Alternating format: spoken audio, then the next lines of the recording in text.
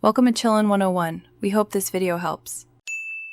You start by preparing your device. Update Call of Duty Mobile and free RAM by closing background apps. Once done, open the game and go straight to Settings, then Basic or Graphics. You do this because the menu exposes the resolution and performance controls that affect both visuals and input lag. Make sure your battery is above 20%.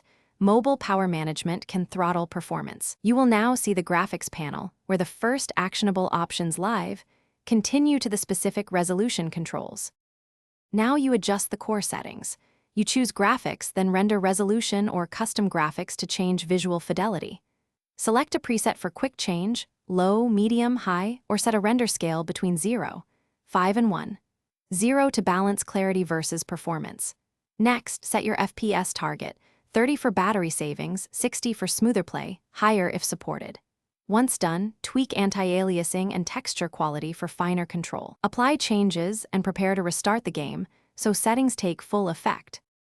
Finish by applying the settings and fully restarting Call of Duty Mobile so changed files load correctly.